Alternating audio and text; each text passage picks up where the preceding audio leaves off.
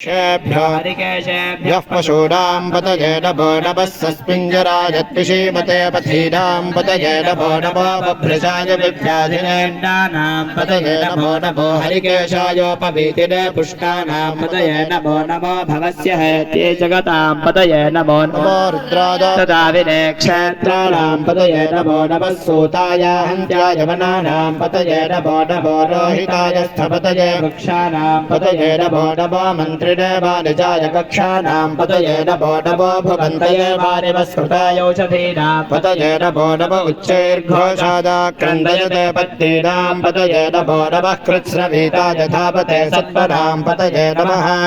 नमः सहमानाय निर्व्याधिना व्याधिनीनां पतये नमो नमः कुकुभाय शङ्किने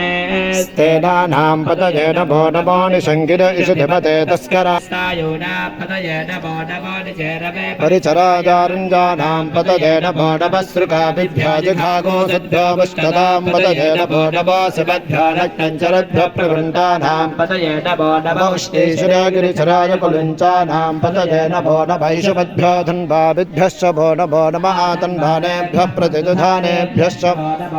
आदिच्छद्भ्यो विसृजद्भ्यश्च भो नमो नमोऽस्यद्भ्यो विद्यद्भ्यश्च भो नमो नमः आसीनेभ्यश्च दानेभ्यश्च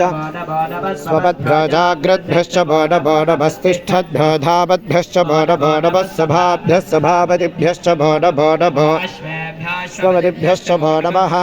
नमः व्याधिरीभ्यो विविध्यन्तेभ्यश्च भो नमो नमो गणाभ्यस्त्रिगोहतेभ्यश्च भो नमो नमो वृत्सेभ्यो भो नमो व्रातेभ्यो व्रातपतिभ्यश्च भो नमो गणेभ्यो गणपतिभ्यश्च भो अर्धकारेभ्यश्च भो नमो नमः कुलालेभ्यः कर्मारेभ्यश्च भो नमः कुञ्जिष्टेभ्यो निषादेभ्यश्च भो नमः इषकृद्धाधण्डकृद्भ्यश्च भो नमो